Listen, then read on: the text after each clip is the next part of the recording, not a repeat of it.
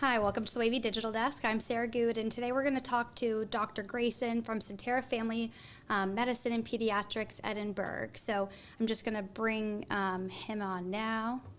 Hey, Dr. Grayson, how are you today? Pretty good. How are you doing today? Let me just make sure everyone is in on the chat, and then we can get started. Just 1 second.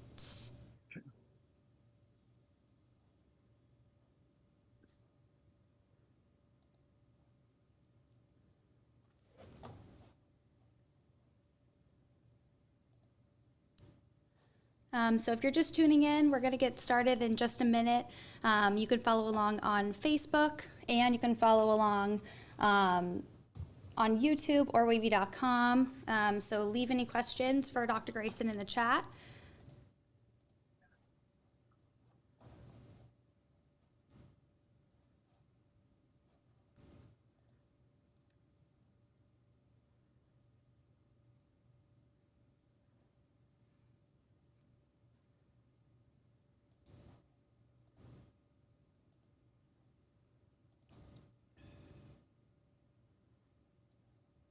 And Dr. Grayson, I just want to make sure we can hear you on our end. So if you just want to introduce yourself, and then I just want to make sure that everyone is tuning in. Yes, I'm Dr. Grayson. I'm a family Okay, medicine great. physician at Sentara Pediatric and Family Medicine in Edinburgh, and happy to talk with you all today.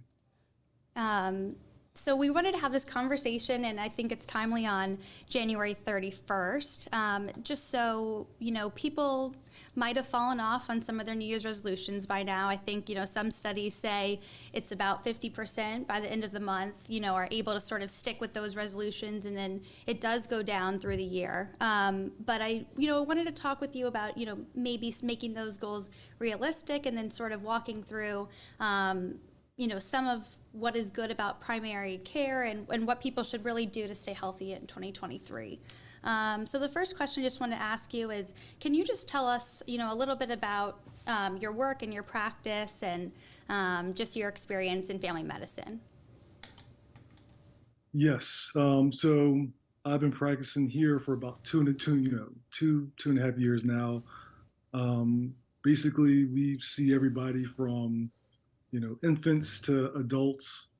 We see a wide variety of cases from the simple cold to bronchiolitis in the kiddos to, COPD exacerbation in the adults, and so we're located on Edwin Drive in Edinburgh in Chesapeake, Virginia. And, essentially primary care, it's very important because we see, everybody on the front line that may be, high cholesterol, hypertension, um, you know, um, obesity, unfortunately, is running through our population pretty rampantly right now. So anything in regards to, you know, uh, you know, something that you need to be seen urgently for, or just for your chronic cases, we're pretty much the first line for you. So um, essentially, if you need anything at all, joint pain, referral to surgery, we also do referrals as well. So essentially, if you need to be guided anywhere in the healthcare system, that's where we're kind of your guide for you. Absolutely. And I'm sure people come to you with a wide variety of problems, just in their own day to day, whether it's losing weight, or maybe they feel like they need to add more exercise on, or any of those more health and wellness goals as well, which I wanted to ask you about first.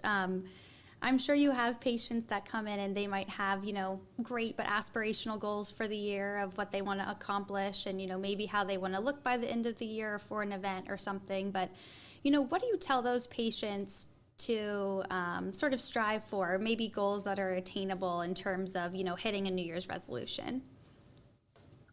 Yeah, so the biggest advice I could give on that front is just to start off small. Um, I always give an example that, if you can run a mile, run half a mile. Because if you think you can run a mile and that's towards the 10, the end of your goals there, you're probably not going to be able to maintain that on a 3 to 4 day a week basis. So start, around 40 to 50% of your capability, do that 3 to 4 times a week, and then slowly build on that momentum. And then slowly but surely you'll get to your goal, whether that be weight loss or a new mile goal or, weightlifting. Start off small and build that momentum.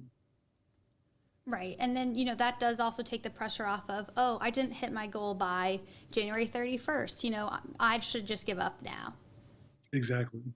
Exactly. So just, in terms of the first question is how important is a physical, for your patients every year? And just making sure, maybe they're at a baseline or knowing what that baseline is of how healthy they might be. Yeah, so a physical is probably the most important, exam we can do. And I always tell folks that it's always best when you're completely healthy. So you build that relationship with your physician. And so if something does go awry, we can actually see what's going on. So an essential physical, basically we go over things like vaccines, labs, whether that be high cholesterol, triglycerides, blood cell counts. And so we'll go over that. And of course, the biggest part of the physical is the actual physical exam. And so, if everything is going well, we get to document that. So if there's any new abnormality, whether it be new lymph nodes or, an abnormal heart rhythm or new swelling, we'll be able to pick up on that. And so, essentially that's the biggest part of the physical exam is the actual physical exam itself. And then, I also advise for folks to do that at a young age, 21 years, it's never too early. And to continue that to again, so that physician can build that relationship with you. And as a part of the physical too, I mean, I think for some offices, blood work, could be part of that. It could be making sure your hearing is great, your vision is not, decreasing at all. How important are those tests? Just to make sure that there maybe isn't vision loss, especially as you get older, or your hearing, or blood work, and just knowing, maybe maybe you have a virus on the way, or things like that. Exactly. So let's say that if you did start to have hearing loss or vision loss, we could refer you to someone that could, curtail that or actually optimize that. And so prevention is everything. And so if we can get ahead of, these certain chronic ailments, we can not only improve your quality of life, but actually cure the ailment that's ailing you. Absolutely. And, I think a lot of people now, and then maybe because of COVID, so maybe you can speak to this, ended up going to maybe the urgent care really quickly, or maybe ended up going to the ER if they were, that sick very quickly. Just thinking of places where they can just run in. But it really is important to go to the doctor's office just so you can get a whole sort of view, I guess, as to like what your health is. And maybe get a better look. I mean, have you seen that with some of your patients, maybe over the course of COVID, they did not stop in as routinely?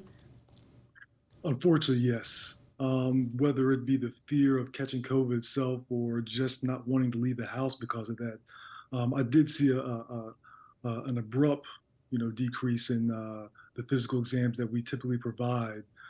Um, and as far as urgent care, we definitely need, those folks as well, just because, on urgent cases where we can't see in the office, they are definitely vital in that role.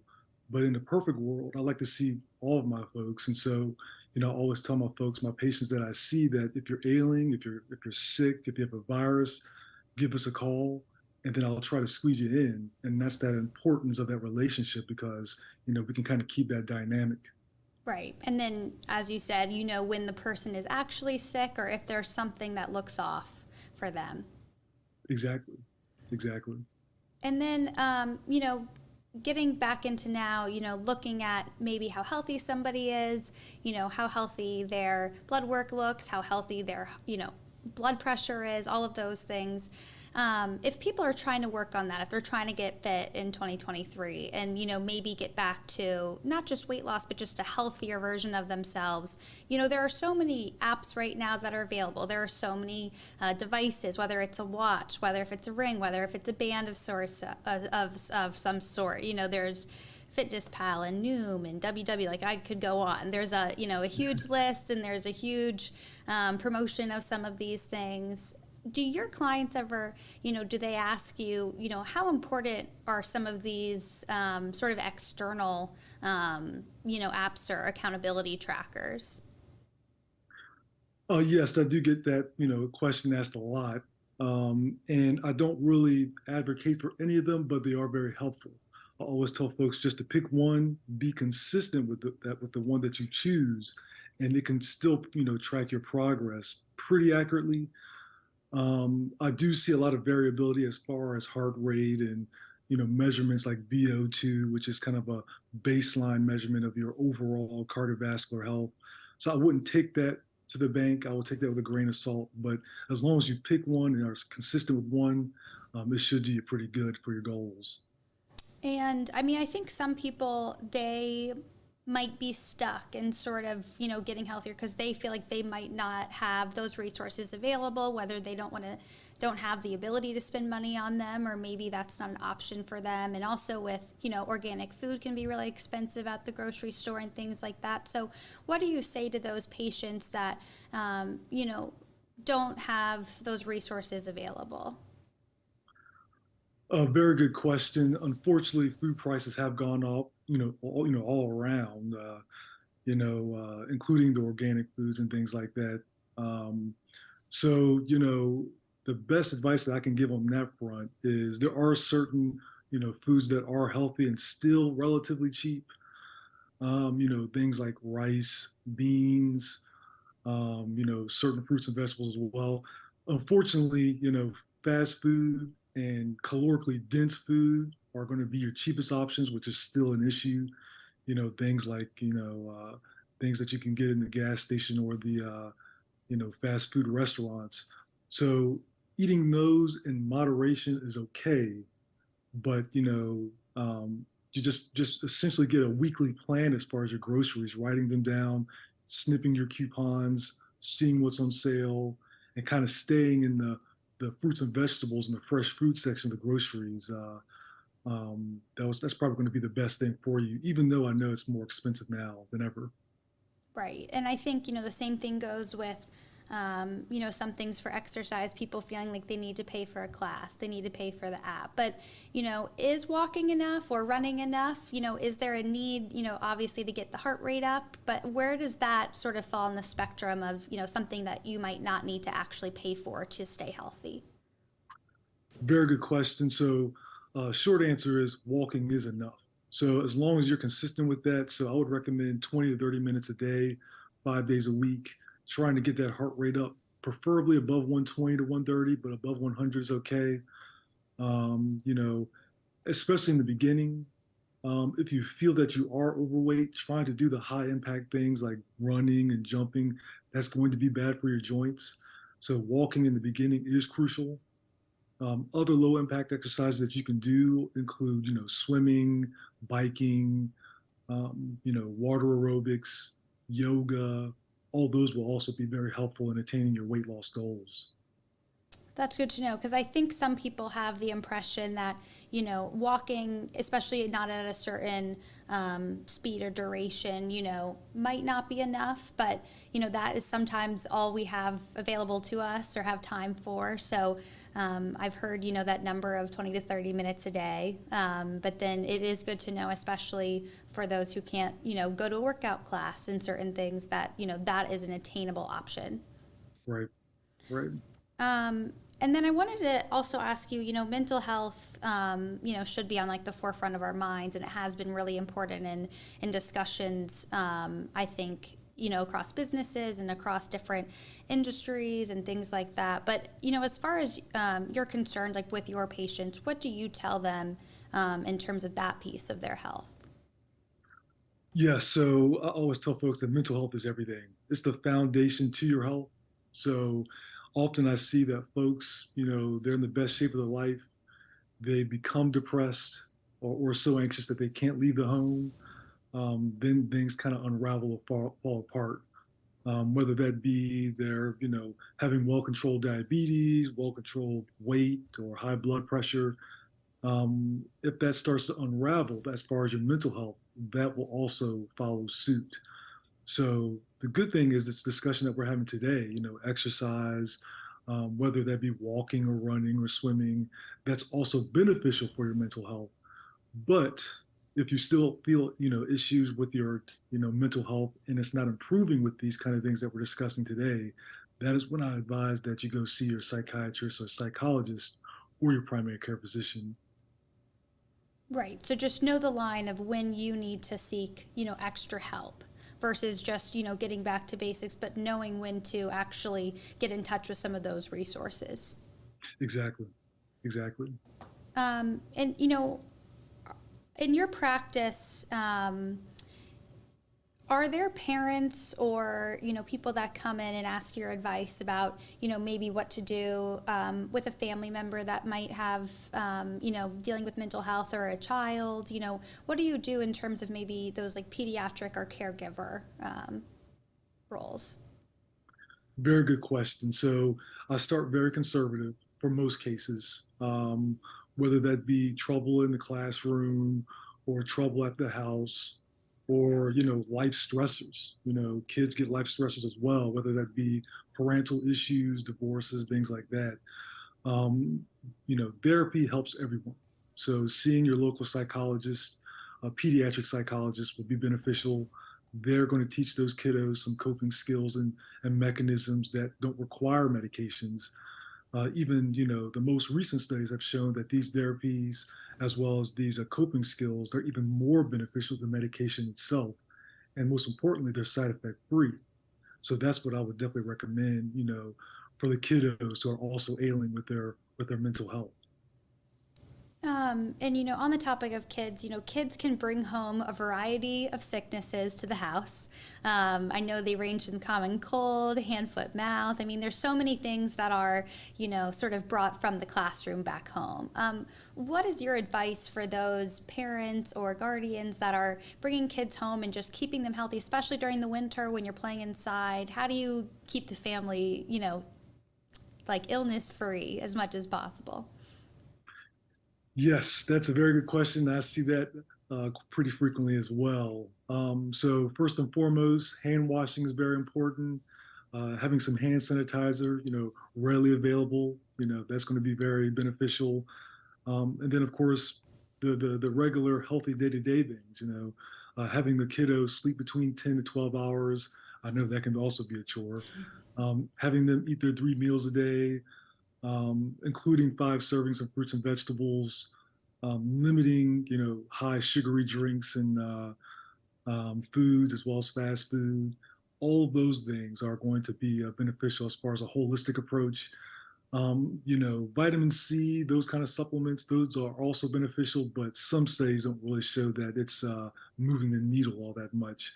But essentially, just washing the hands, that's going to be the most important thing, and then of course covering your mouth. Mm-hmm. And then, two questions on that. I mean, covering the mouth.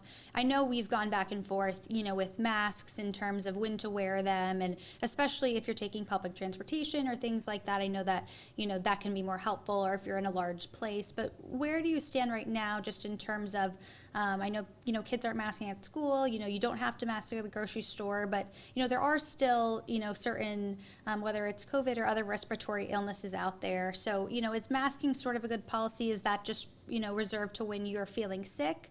Or is that a good way to sort of prep yourself to go out to some of these places where others could be sick? Yes. So, with a lot of these viruses, they're spread respiratory wise via respiratory droplets. So, if you're immunocompromised, if you're sick yourself, or if you just, want to stay, away from being sick in the public places, masking up will definitely help in that regard.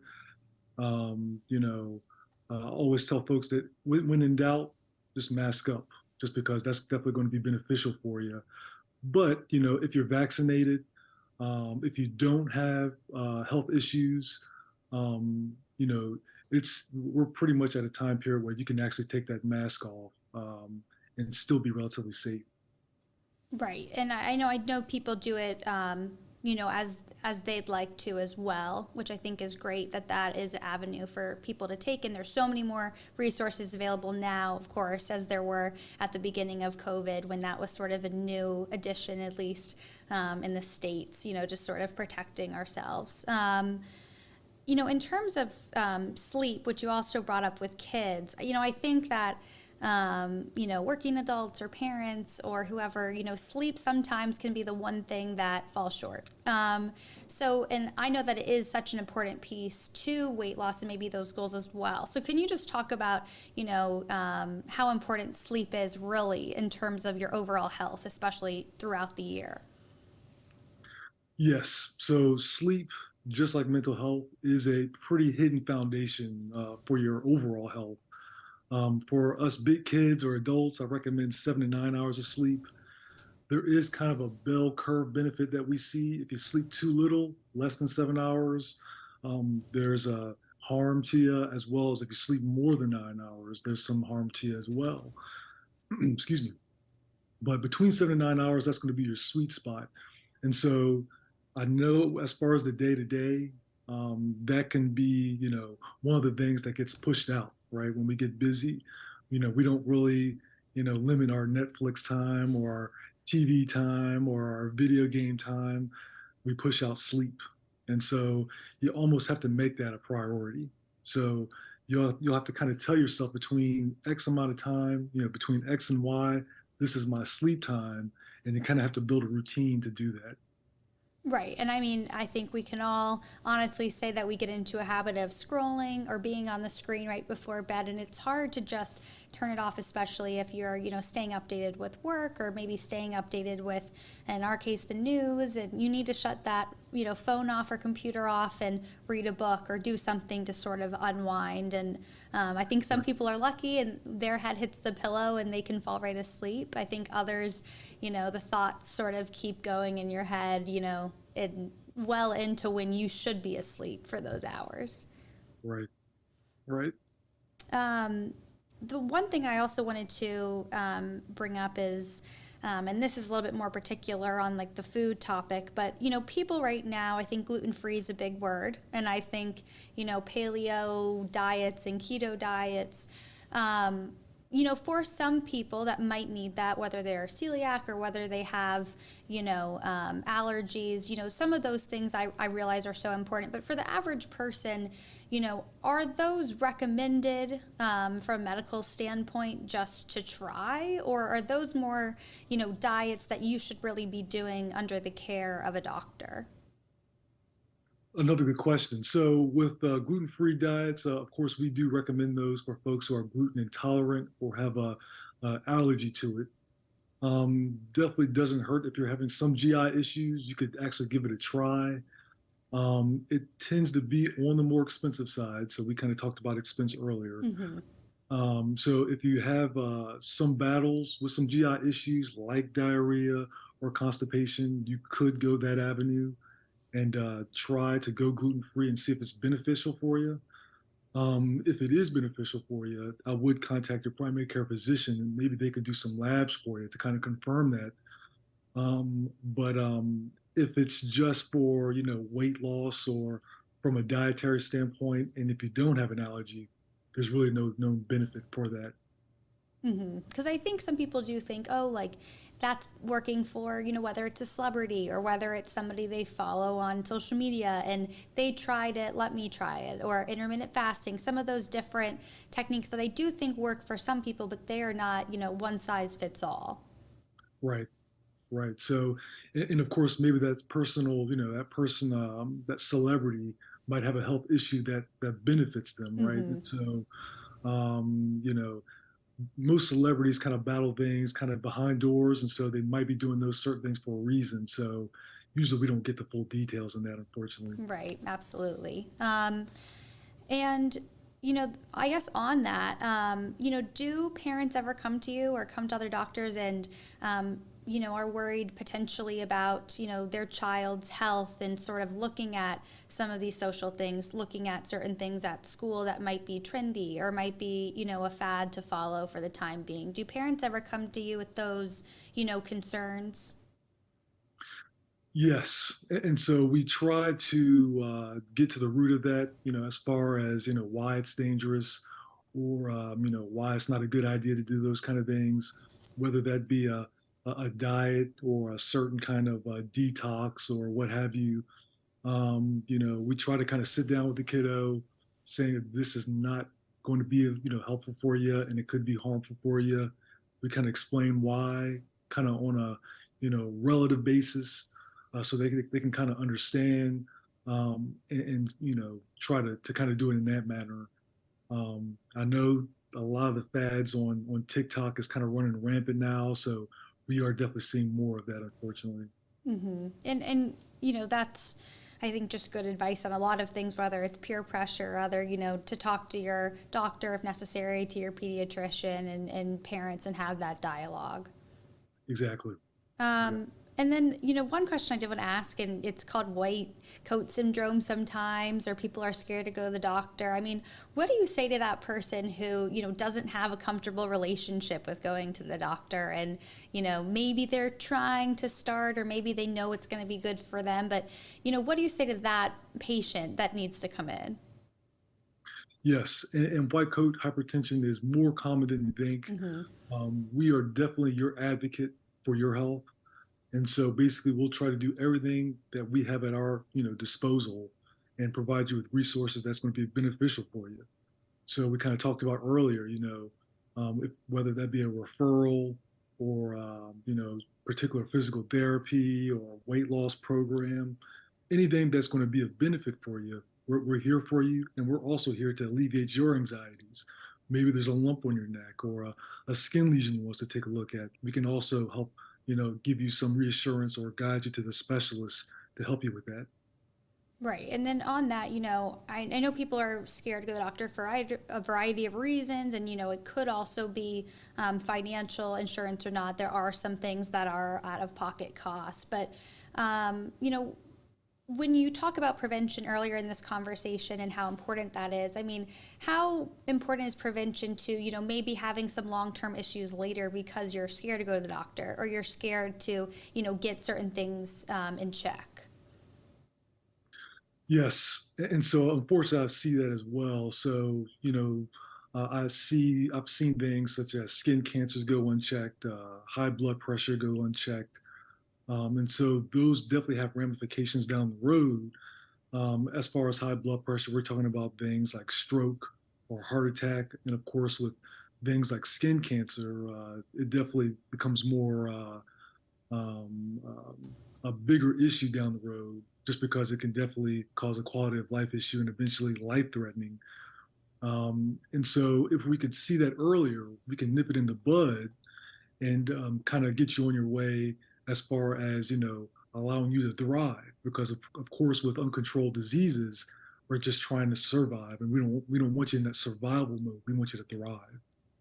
Right. And I think, that's one thing that people might not know is available to them, or things like a skin check every year, checking out those freckles, whether it's from summer or winter and all those sunburns, or, getting some of those tests that maybe they don't seem blood work and seem like things that, you need to take a look at every year, but that is really essential into your overall health. Exactly. Exactly.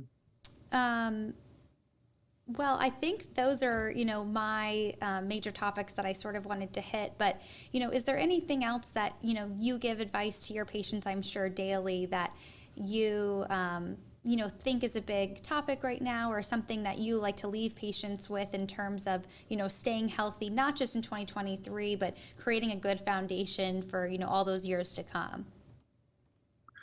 Yes, and we kind of touched on it earlier. The biggest thing that I can leave you all with is just start off slow. You want that momentum.